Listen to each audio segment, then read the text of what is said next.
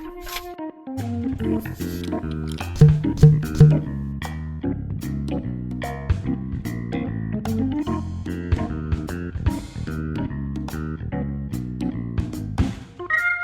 2부 시작하도록 하겠습니다. 지금까지 영제국에 대한 얘기들을 좀 나눠봤는데 사실상 청취자분도 그렇고 저도 그렇고 이 영제국 얘기 나오면 되게 과거사 얘기만 그렇죠. 집중이 되는 것 같고 이제 현실감이 좀 떨어져요. 네. 미제국에 대해서 얘기를 해야 되지 않나. 미제국 해야지 또 뭔가 뭔가 쿡 올라오죠. 미제국 딱 이러면서. 그 영국 약간 제국이란 책 얘기했잖아요. 거기에 영국판 부제랑 미국판 부제가 다른데 영국판 부제는 어떻게 영국의 근대를 만들었는가이잖아요. 네, 아까 그러니까 영국 사람들에게 뭔가 자부심을 불어넣고 향수를 자극하는 말인 것 같아요. 근데 이에 반해 미국판 부제는 영국 세계 질서의 흥망 그리고 글로벌 파워가 배워야 할 교훈 이렇게 되어 있어요. 나 책 팔려고 이 새끼들이 부제 이렇게 바꿔치기 하냐. 너무하네. 근데 뭔가 퍼거슨이 미제국에 뭔가를 이제 기대하는 것 같기도 하고 한편 뭔가 가르치려 드는 또 꼰대적인 입장이 드러나는 거 아닌가 이런 생각이 들거든요. 예, 그 제국에서 퍼거슨이 미국에 대해 강하게 권고하는 것은 다음과 같은 말에 잘 드러나고 있는데 세계에서 가장 성공적인 경제는 자신이 선취한 가치를 기술적으로 덜 된 사회에 강요하기 위해 아주 많은 것을 할 수 있다. 근데 들을수록 기분이 나쁘네요. 그리고 이를 본격적으로 다룬 책이 제국 다음에 나온 콜로서스 그리고 부제가 미제국의 흥망 뭐 이런 책이 있습니다. 본격적으로 미국에서 팔아보겠다. 콜로서스는 제가 그 텔레비전에서 다큐멘터리를 봤거든요. 이게 그 그리스 로도스섬에 세워진 태양신 헬리오스의 조각상인데 그 유명한 로도스 섬. 여기서 뛰어라. 이게 문호 33m라고 그러는데 이게 지금 땅 속에 있어요. 물 속에 안 꺼내고 있어요. 그걸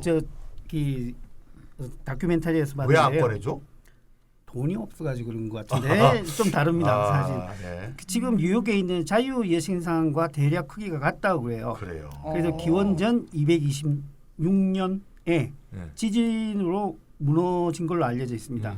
근데 로도스섬 사람들이 이 조각상을 만든 것은 전쟁에서 승리한 것을 기념하기 위해서 만들었는데 이것이 무너진 뒤에 그 로도스섬 사람들이 헬리오스를 진노케 했다라는 신탁 때문에 다시 세우지를 않았다고 그럽니다. 지금 이게 물속 이게 항구 쪽에 세워진 거잖아요. 멀리서 보였다 그러거든요. 근데 물속에 들어가서 사진을 찍어 보니까 있는 것 같다. 이렇게 되어 있죠. 근데 왜 이 제목을 이렇게 했을까요? 퍼거슨이 이렇게 한 이유는 미제국의 흥망을, 그러니까 쇠퇴를 안타깝게 보고 있기 때문이 아닐까 생각합니다. 물에 잠긴 것 같은 거다. 그렇다고 보여야죠. 그러니까 퍼거슨 영제국을 다룰 때는 주로 아까 우리가 쭉 봤지만 정당성, 영제국이 이렇게 정당했다 이렇게 보는데 미국에 대해서는 정당성이 아니라 능력이 있냐 없냐 뭐 이런 거고. 근데 그게 당연한 게 영제국은 뭐 앞에도 나온 것처럼 이건 지나간 과거잖아요. 근데 미국 제국은 현재 진행형이니까 얘들이 이걸 자기가 생각하는 제국으로서의 역할을 잘 할 수 있는지 없는지 이런 걸 주로 따진 거죠.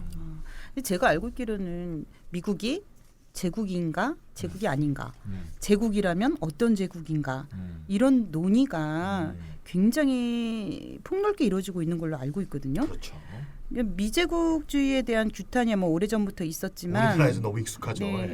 그리고 이제 9.11 테러 그리고 뒤이은 테러와의 전쟁 그 선제 공격 등을 통해 가지고 정파를 막론하고 제국에 대한 논의가 활발하게 일어났던 것으로 알고 있는데요.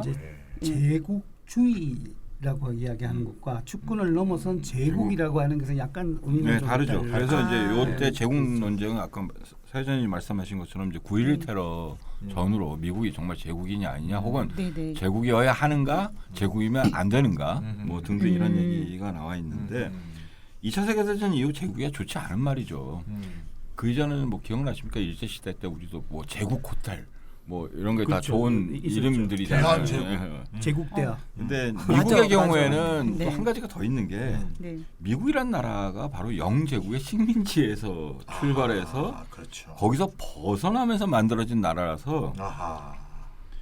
그러니까 제퍼슨 같은 사람이 자유의 제국이란 말을 쓰긴 했지만 제국이란 말은 이렇게 미국에서 환영받는 말이 좀 아니죠. 그렇죠. 이런 이유로 이제 테러와 의외네요. 전쟁이 벌어지면서 미국이 일방적인 힘의 사용 기억나시죠? 어쨌든 그 네. 아들 부시. 네. 장난이었죠. 그래서 이를 우려하는 자유주의자들이 미국을 이제 제국으로 규정하고 이거 안 좋은 거다 이렇게 얘기하는데 뭐 대표적인 게 뭐 일본 정치에 전공하는 찰머스 존슨 같은 사람의 기지의 제국이라든지 예. 직접적으로 지배하지는 않지만 전 세계 미국의 기지들이 쫙 퍼져 있는 거. 그러니까 기지를 두는 제국이죠. 것처럼 하는 것이 사실 기지제국이군요. 힘으로 따지면 이런 나라가 없어요. 전 세계에 100개가 넘는 지역에 그렇죠. 네. 자기 군대를 가지고 있는 이런 그럼요. 나라가 없죠. 예.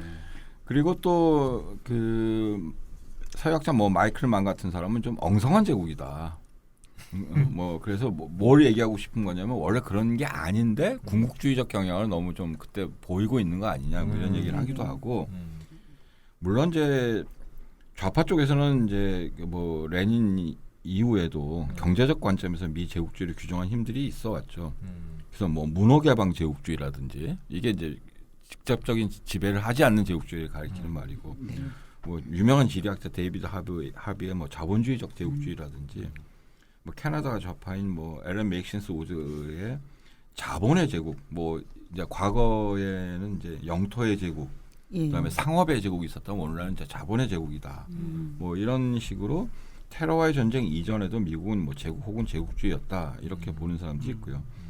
그런데 아까도 말씀드린 것처럼 힘으로만 지배하는 게 아니잖아요. 코카콜라하고 뭐 청바지로 할리우드 영화로 알려져 있듯이 네. 이른바 문화적인 매력 같은 게 있고 네. 그다음에 제도적 권위도 있고 그래서 이런 사람들은 제국이란 말보다 이제 패권 국가. 이게 이제 원래 고대 이제 그리스에서 아테네가 다른 포리스에 비해서 이제 지도적인 역할을 했다고 해서 이제 헤게몬 이른바 헤게몬이란 말이 여기서 나온 건데 그러니까 동등자 가운데 지도적 역할을 하는 사람을 가리키는 말이죠. 그러니까 위에 있는 게 아니라 같이 있는데 잘난 놈이다 이런 정도로 이제 완화시켜서 쓰는. 네네. 그래서 어떤 사람은 미국은 꼭 하고 싶지 않았는데 불러서 제국이 됐다. by invitation 초청에 의한 제국. 네. 그다음에 좀 옅은 제국 뭐 그다음에 골리앗.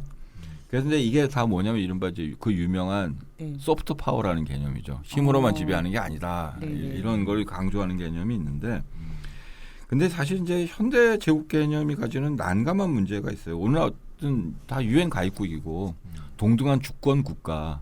물론 이거를 누구는 이제 농담이라고 하기도 하는데 힘센 나라와 힘 약한 나라가 뭐가 동등하냐 이렇게 하기도 하지만 어쨌든 이게 17세기 그러니까 1648년 베스트팔렌 조약 이후 세계는 주권 국가들로 이루어진 국제 관계로 있고 그래서 복수의 주권이 있는 거죠. 그리고 이런 세계 질서가 제도적으로 그리고 글로벌하게 자리 잡은 게 제2차 세계대전 이후고 이 질서를 또 미국이 만들었어요. 우리가 브레튼 우드 체제니 뭐 이렇게 말하는 거. 그래서 이렇게 보면 미 제국이 세계를 지배하지만 자신이 만든 국제 질서의 또 틀 안에서 이제 행동을 하고 근데 이게 가능한 게 미 제국이 내세우는 이데올로기가 어쨌든 보편적인 것처럼 보여요.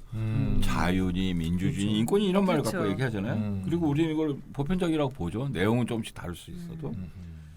그래서 논란이 많은 책이긴 하지만 이탈리아 자유주의자 한국에서도 많이 팔렸는데 안토니오 네그리하고 뭐 마이클 하트가 같이 쓴 제국 그렇죠. 유명한 이런 문제식도 여기 있지 않나 싶는데 간단하게 말씀드리면 오늘날 미제국은 네트워크로 연결된 보편적 질서 직접적 영토적으로 지배를 하지 않는다 하더라도 그래서 이 제국주의론과 달리 이 제국에서 공간적으로 벗어날 수가 없는 거고 그래서 과거의 제국주의론에 따르면 제국주의로부터 벗어나서 이른바 민족 해방을 해야 되는 건데 벗어나는 게 아니고 이 제국은 쉽게 말하면 외부의 충격에 의해서 무너지는 게 아니라 뭐 스스로 무너져 내리는 뭐 이런 거를 이제 추구하는 뭐 이런 거다라고 말씀드릴 수 있을 것 같아요. 이게 이제 뭐 제국이 미 제국에 대해서 논의하는 이제 대체적인 맥락입니다.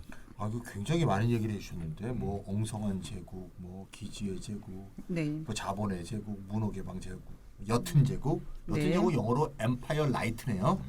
맥주가 좀 옅은 것처럼 라이트하다는 얘기예요. 자, 밀러 라이트처럼. 네네. 처음 제국이라는 건지 제국이 아니라는 건지 듣다 보니까 애매해요. 그래서 이게 제국이라는 거요, 말라는 거요. 버거슨의 의미는 제국이란 거야, 말라는 거예요. 뭐 어떻게 하라는 거예요 이게? 네. 듣다 보니 잘 모르겠네. 네. 앞서서 퍼거슨이 미 제국의 능력에 초점을 맞추어서 이야기하고 있다고 하셨는데요. 미 제국이 능력이 있다는 거예요, 없다는 거예요. 약간 조금 그러니까 이게 좀 그런 것 같기도 하고 저런 것 같기도 하고. 예, 네. 퍼거슨이 보기에 미국은 제국이고 언제나 네. 제국이었다. 제국이다. 그것도 자신이 보기에 네. 가장 위대한 성취를 이룬 영제국과 유사한 영어 사용 제국. 제국이다. 아 근데 제국인데 제국이 아닌 척하는 게 문제다 이거군요. 네, 이거죠. 그러니까 너의 정체성을 인정해 하고 이런 거네요. 거기에 맞는 힘을 제대로 사용해라.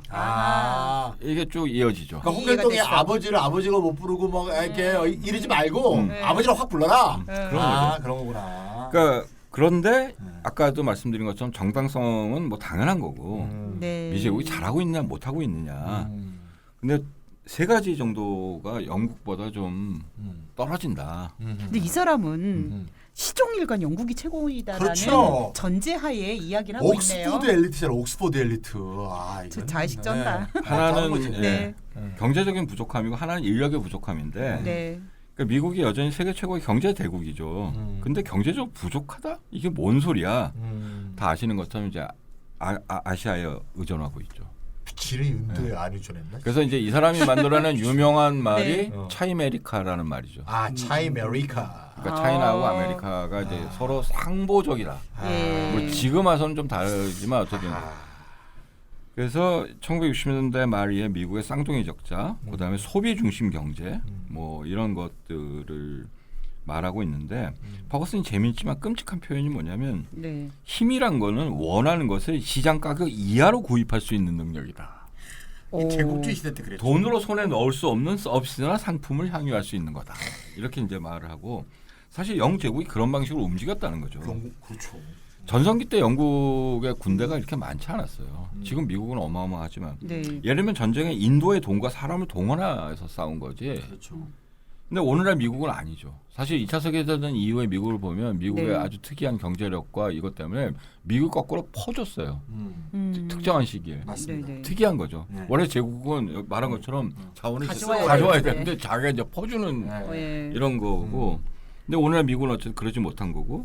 그래서 이제 우파답게 메디케어나 메디케이드 같은 국내 복지 비용을 대폭 삭감하고 해외 거점 건설에 나서라 뭐 이런 얘기를 하고 있고 뭐 두 번째 인력 부족은 오늘 미국이 뭐 실리콘밸리의 고급 인력부터 하급 노동까지 많은 부분을 외국인 노동자 혹은 이민 노동자에 의존하고 있다는 건 다 아시는 이야기고요. 네.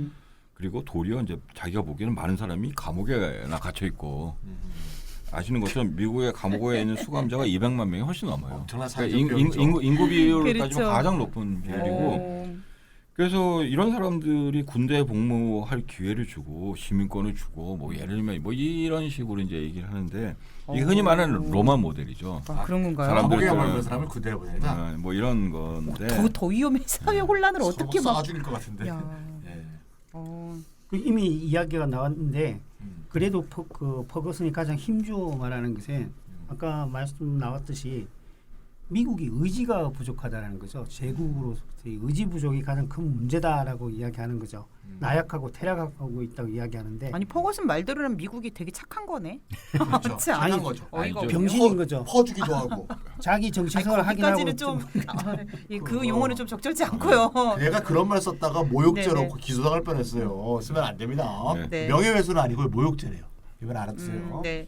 여하튼 네, 하여튼 무능력하다 뭐 이런 이 정도로. 네. 그래서 이제 이라크 전쟁에 대해서 말하면서 퍼거슨은 미국에서 가장 똑똑하고 뛰어난 사람들이 메소포타미아를 통치하는 것보다 MTV 경영하는 데 더 관심이 많고 오늘날 사우디아라비아 서쪽 지방인 헤지즈를 다스리는 것보다 헤지펀드를 운영하는 데 더 관심이 많아서 말장난 자기의 본분을 망각하고 있다. 네. 의지가 부족하다. 네. 이렇게 이야기하고 있는 겁니다. 야단치고 있네요. 네, 그런데 이제 퍼거슨의 근거는 그렇게 잘 먹혀 들어가지는 않았던 것 같아요. 그 뒤에 트럼프가 당선되면서 미국 우선주의, 오히려 패권에 대한 것들을 접어버리고 네. 자기 국가 우선주의로 돌아가고 있기 때문에 이게 오히려 미국의 쇠퇴를 보여주는 게 아닌가 생각을 합니다. 제국으로서의 사명을 망각하고 그렇죠. 뭐 헤매고 있다. 그러니까 놀고 먹는데 신경 쓰고. 그렇죠. 그런 네. 예, 이 포거슨 말에 의하면은 미제국의 능력에 대한 이런 평가들이 서양 문명의 쇠퇴에 대한 어떤 우려 뭐 이런 것 같은데요. 이 문명 서양과 나머지라는 책이 2011년에 나왔다고 그래요. 콜로서스가 나온 지 7년 만의 책인데 그 사이에 정세가 바뀌지 않았을까요? 예, 앞에서 살짝 언급했는데 중국의 부상이 있죠. 그 사이에 예. 중국에 대해서는 미국 내에서 뭐 크게 두 가지 입장이 있다는 거는 들어보신 적이 있습니다. 하나는 이제 통합론이죠. 중국을 자유주의 세계 질서에 편입시키면 거기에 맞는 변화가 있을 것이고 국제 질서에서 책임 있는 역할을 할 거다. 이게 이제 주로 이제 과거에 이제 공식적인 입장이었어요. 예. 대체로 보자면 2011년 때 오바마가 이른바 아시아로의 회귀, 피벗 투 아시아라고 하는 이 슬로건을 내걸었는데 그 이전까지 미국의 주류 혹은 뭐 공식 입장이죠. 근데 뭐 중국의 굴기가 있었죠, 이 속에서.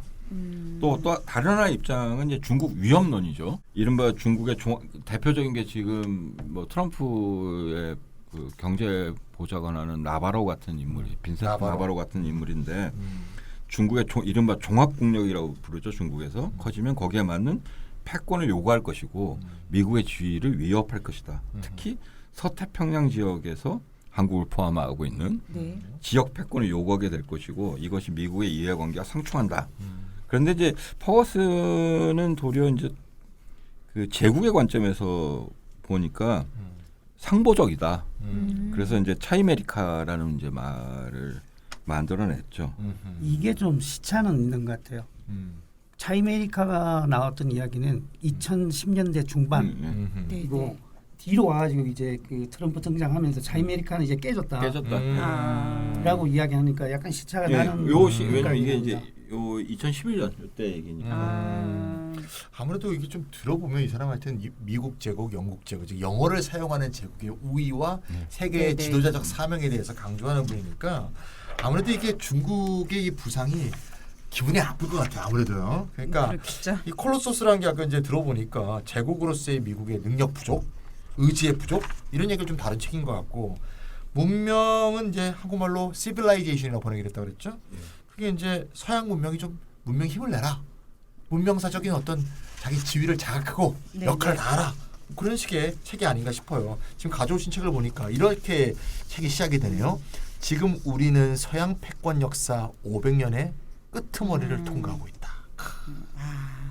이런 얘기도 있네요. 서양 문명을 향해 다가오고 있는 가장 큰 위협은 다른 문명이 아니라 그것은 바로 우리 자신의 무기력함 그리고 그것을 부추기는 역사적 무지이다. 어쩌고 중국이 이렇게 서양 문명을 압도하면서 굴기하여 세계를 지배하지 않을까 하는 어떤 두려움이 짙게 배어 있는 게 아닌가 하는 생각이 좀 드는데. 그런 것 같아요. 이 서양 문명이 쇠락하는 것에 대해서 굉장히 두려워하고 거의 이게 역사의 몰락이 아닌가. 이런 생각이 사실은 이게 그 이른바 그린 페릴 녹색 위험이라고 우리말을 번역할 수 있겠죠. 그러니까 무슬림이 유럽의 문을 두드리고 있다. 그래서 이른바 유라비아라는 말이 있는데 유라비아요. 무슬림이 유럽을 지배할 거다. 혹은 이제 융합될 거다. 무슬림의 상징색이 녹색이죠. 근데 이게 사실은 100년 전에 딱 그 일본의 부상을 보면서 옐로우 페릴이라는 게 있었죠. 황색 위험. 그러면서 그때 또 뭐 서양 문명의 몰락이니 뭐 이 그런 두려움 어쨌든 이런 걸 표현한 건데 이런 맥락에 있다고 봐야죠. 근데 저는 그런 생각이 들어요. 이렇게 자부심에 가득 차 있는 그 서양 문명이 도대체 뭐냐는 거죠. 이 서양 문명이 어떻길래 그렇게 잘났다는 건지. 저는 이거 퍼거슨의 이 문명에서 말하는 서양 문명에 대해서 어떻게 바라봐야 될지. 우리가 처음 그 말씀은 이제 우리가 처음 했던 얘기로 돌아오게 되는데 이른바 서양의 발흥이란 문제에 대해서 퍼거슨이 이렇게 말합니다. 1500년경 유라시아 대륙 서쪽 끝 몇몇 작은 나라. 저는 그래서 유라시아 대륙에 붙어있는 맹장이다 뭐 이렇게 생각하는데 이 작은 나라들이 과연 어떤 연유로 다방면에서 훨씬 복잡한 사회를 이루고 있던 유라시아 대륙 동쪽 국가들을 포함해서 중국이죠 주로 전 세계를 지배하게 된 것일까? 그래서인데 이 사람은 어떻게 표현하냐면 서양과 나머지를 구분짓는 제도, 관련 개념, 생각이죠. 그다음에 행위가 복합된 6가지 비장의 무기, 아까 킬러 앱이라고 말했던 이런 것들을 제시하는데 그 6가지가 뭘까요? 예, 하나는 경쟁이 있습니다. 경쟁을 통해서 뭐 잘 된다 이런 말은 이제 다 아시는 거고. 그다음에 두 번째가 과학이 있죠. 특히 이제 이 과학으로 인해서 서양이 군사적인 우위를 가질 수 있는 뭐 배경이 됐고, 그다음에 재산권, 그러니까 개인 소유권자를 보호하고 그들 사이 일어나는 분쟁을 평화롭게 해결하는 수단으로서의 뭐 법률, 가장 안정적인 대의제 기반을 형성했다 이런 얘기고요. 재산권이 확보돼야 자본주의가 발전한다. 이게 어떤 흔히 이제 자본주의 발전에 관한 제도주의 학파의 이야기인데 그런 거고, 그다음에 또 하나는 이제 뭐 의학이 있고요. 네. 그다음에 이제 또 하나는 이제 소비 사회, 이제 녹색의 관점에서 보면 이제 우리가 비판적일 수 있지만 일반 소비 사회의 발전이 때문에 산업혁명이 가능했다고 볼 수 있는 거고, 그다음에 뭐 직업 유의라는 게 있는데 이 사람이 보기에는 앞에 1, 2, 3, 4, 5번은 굉장히 사회 불안과 사회를 이제 좋게 말하면 역동적으로, 나쁘게 말하면 불안하게 만드는데 직업 유의가 있어서, 근데 이 직업 유의는 어디서 온 거냐면 우리가 아까 사명 이런 얘기 많이 했는데 프로테스탄티즘 이른바 신교에서 온 거고, 그래서 그런 것들이 도리어 사회적으로를 또 안정시키는 역할을 한다. 이 6가지가 뭐 서양 문명이 우월하게 된 킬러 앱이다 이렇게 말하고 있습니다. 근데 저는 지금 6가지 들어보니까 사실 좀 약간 우스운 생각이 드는 게요. 오늘날에 많은 나라들, 그러니까 퍼거슨이 얘기하는 나머지라고 얘기하는 그 나라들도 이 6가지는 다 갖고 있는 거 아닌가 싶거든요. 뭐 퍼거슨이 말하듯이 영제국가 서양이 가져다 준 것인지 아니면 능동적으로 받아들이고 발전시킨 것인지 하는 문제는 있겠지만 다른 나라들이 없는 것은 아니잖아요. 왜 이게 6가지를 선발했는지를 정확히 자기가 논리적으로 설명하는 건 아니거든요. 네. 자기의 역사적인 통찰력을 보니까 이게 눈에 들어오는 거죠. 근데 직관적으로요? 예, 직관적인 거죠. 네. 근데 방금 말씀하셨듯이 서양의 직업 윤리에 상응하는 다른 윤리는 그러면 나머지에서는 없었던가? 동양이라고 말하려니까 좀. 네네. 그런 문제, 과연 재산권의 문제도 과연 그랬던가 하는 것들에 대한 그 사료적인 검증들이 일단 이루어질 문제가 있고요. 또 그리고 서양 문명이 발전하는 과정이 과연 고립적으로 발전했던가. 네네. 그리고 다른 지역에 대한 정복과 지배, 수탈, 착취는 정말 그렇게 의미가 없었던 것인가. 뭐 이런 분들에 대한 그 검토가 필요하겠죠. 예를 들면 아까 직업윤리 말씀하셨는데 그 뭐 1970년대 이른바 유교 자본주의론이라는 게 유행했었잖아요. 그렇죠. 이 동아시아가 발전한 게 유교 때문이다. 옛날에는 유교 때문에 망했다고 하더니 또 갑자기 유교 때문에 그렇죠. 저 이거 처음 들어보는데 유교 자본주의 재밌다. 순종적이면서 뭐 교육도 열심히 받는 그런 산업 시대에 필요한 노동력이 유교와 교육에 의해서 형성된 것이 동아시아가 발전할 수 있었던 이유 중에 하나다. 근데 좀 기분이 좋진 않네요. 교육된 순종적 노동자들. 아니 프로테스탄티즘의 충효 사상과도 관련된 기독교 윤리로 이야기하니까 충과 효라는 것도 얼마든지 또 발전의 동력이 될 수 있지 않느냐라고 이야기했던 거죠. 예, 그 뭐 중요한 질문 유프로님께서 해주셨는데 아까 나왔던 뭐 세계체제론에 따르면 서양의 발응이 반주변부라든지 주변부에 대한 지배 없이 이루어질 수 없었고요. 그 세계체제론 이전에도 그 유명한 애덤 스미스나 칼 막스 같은 사람도 인정하고 심하게 말하면 로또 맞았다 수준으로 인정을 했었거든요. 물론 나머지가 힘이 없어서 그렇게 되었다고 하면 또 할 말이 없긴 하는데요. 서양이 내세우는 가치나 도덕을 감안하면 충분히 비판할 수 있는 내용이고, 뭐 다음에 시간 기회가 되면 또 다뤄보겠지만 이게 이제 과거 청산 문제하고도 어쨌든 연관이 되는 문제죠. 그 다음에 아까도 나왔지만 그러면 18세기까지 아시아는 놀고 있었냐? 그런 게 아니죠. 인도를 중심으로 하는 남아시아라든지 중국을 중심으로 하는 동아시아는 독자적으로 상당히 발전한 무역망을 갖추고 있었다는 게 오늘날의 연구이고요. 한마디로 유럽과는 다른 근대 세계가 어쨌든 펼쳐지고 있었죠. 한국에서 예로 드는 건 뭐 그 이전에 뭐 장보고 쫙 이런 것들 했다 이런 거죠. 네, 퍼거슨이 보기에 유럽 고유한 것도 사실은 유럽에만 있었던 게 전혀 아닌 게 뭐 과학 발전에 이슬람이 미친 영향이라든가 뭐 복식북이나 금융학 같은 것이 유라시아들에게 공통적인 것이었다라는 뭐 이런 인류학적인 연구들이 있었는데 뭐 특정한 시기에 어쨌든 서양이 힘으로 어쨌든 밀고 들어와서 자기가 유일한 거다. 자기만이 그렇게 했다라고 하면서 지배한 것 이게 이제 실제 역사 과정이라고 할 수 있겠죠. 저는 이 부분과 생각해서 네. 드는 생각이 진정한 전지구적 의미에서 이 세계가 만들어진 것은 15세기부터라고 생각을 하거든요. 네. 그 이전에는 보통 6개의 세계가 있었다는 거죠. 지구에. 6개의 세계요? 유럽의 세계가 있고 네. 인도 문명이 있고 중국 동아시아 문명이 있고 따로 아메리카가 있었고 네. 사하라 사막 이남에 아프리카 문명이 있었고 이렇게 각각 발전되어 오다가 서구에 교류는 있었지만 서구가 대항해 시대를 시작하면서 그 이후에 세계가 하나 만들어지면서 네네. 문명 충돌이 일어났다. 그 중에서 없어진 문명도 있고 아메리카 같은 경우는요. 네네. 뭐 그런 관점에서 좀 접근해 볼 수 있지 않을까 하는 생각도 듭니다. 자, 그러면 우리 이제 좀 슬슬 마무리를 할까요? 예, 마무리는 뭐 네네. 정리하는 것을 해볼까요? 네. 뭐 포커스는 제국론하고 서양 문명론.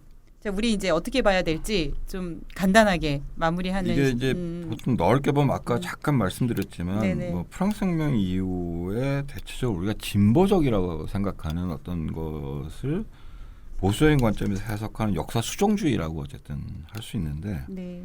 하나는 서양의 지배를 받았던 사람들의 아까 찬희 쌤이 말한 것처럼 탈식민 노력의 의미를 폄훼하거나 무화시키는 그것이 없이 뭐 그냥 세계가 바꾼 것처럼 그다음에 또 하나는 서양 내부에서 벌어진 진보적 흐름이 또 있죠. 우리가 보통 인간 해방이라고 부르는 어쨌든 흐름 이런 것도 자유주의적 자본주의적 세계화의 흐름에 역행하는 것으로 마치 뭐 이런 것으로 치부하는 거고 이른바 제국 그다음에 뭐 자본의 세계화 혹은 경제의 세계화가 거의 유일한 어쨌든 역사의 흐름인 것처럼 나머지를 가려버리는 뭐 이런 거라고 생각하고요.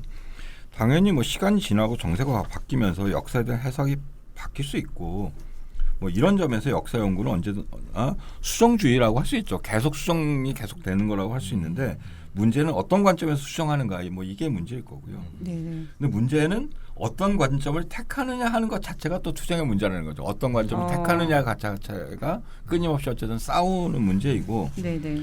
뭐 그런 점에서 우리는 사실은 현실을 개선하기 위한 투쟁과 역사를 해석하는 투쟁은 사실은 동시에 계속 하면서 일종의 왕복 운동을 하고 있다. 현실을 위해서 싸우면서 또 과거를 바라보는 것을 위해서 싸우고 있는 뭐 이런 일련의 과정 속에 있다. 뭐 이렇게 생각합니다. 미래를 지배하기 위해서 네네. 과거를 갖고 싸우고 있는 거죠. 그렇죠. 그거 멋진데요, 유프로님. 아니 아까 처음에 소개했던 문장 아닙니까? 조지. 과거와 싸운다. 미래를 지배하기 위해서 과거와 싸운다. 현실에서 싸운다. 아, 네. 저는 여하튼 여러 가지 말씀해 주신 것 중에 인간 해방의 관점에서 모든 걸 해석하고자 합니다. 그 인간 해방이 뭐냐 하는 것도 사실 그러네. 싸움의 투쟁의 그러네요. 문제다. 오늘 날은 특히 더 그렇죠. 네, 무엇이 인간 해방이냐. 어렵다. 오늘 이렇다는 네. 뭔가 설명이라기보다 숙제를 주고 마무리하는 기분이 드는데요. 맞습니다. 예, 우리 이제 마지막 인사하기 전에 지난번에 우리 청취자분들께 약속드린 게 있어요. 예, 제가 5.18 문학 신인상 받은 그 글이 실린 문학들이라는 개간지 여름호가 드디어 나왔고요. 60호네요. 네, 60호. 축하드립니다. 감사합니다. 축하드립니다. 제가 지금 갖고 있습니다. 저는 선물을 받았습니다. 네, 예. 그 이번엔 특히 이제 우리 5.18 40주년 맞이해서 5.18 특집으로 나왔어요. 그래서 청취자분들 문학에 관심 있는 분들 댓글 남겨주시면 예. 이렇다해서 5권 선물로 보내드리도록 하겠습니다. 예. 선착순 5명이에요. 근데 어디다가 댓글을 남겨야 될까요? 우리 마돈나님이 이렇게 상을 탄 책 이 글이 제목이 시크릿 박스죠. 네. 영어입니다. 한국어로 써 있습니다. 네. 우리가 지금 우리 지금 이 뭐죠? 우리 지금 방송 이렇다. 네. 이렇다가 올라가는 곳이 한 5군데 정도가 있습니다. 근데 좀 시차가 좀 있기 때문에 네. 비슷하게 올라가는 3군데. 오디오 클립. 네. 그다음에 팟빵. 네. 그다음에 페이스북. 네. 네. 이 3군데에서 댓글을 붙여서 네. 나는 마돈나의 책 뭐를 받고 싶다. 네네. 마돈나의 책이란 말만 들어가면 시크릿 박스는 뭐 세크릿 박스라고 잘못 오타 쳐도 네네. 그건 승인하겠어요. 그래서 네. 그 세 군데 올라온 그 댓글 중에서 네네. 시간 순서를 봐서 네네. 선착순 5명한테 네. 책을 선물 드리도록 하겠습니다. 네. 네, 청취자분들 많이 올려주시고요. 네. 오늘 4년 만에 회귀하신 안효성 선생님 네. 방송 소감이 어떠신가요? 네. 간만에 나오셔가지고 해보시니까 어때요? 정신이 없네요. 정신 없죠? 네.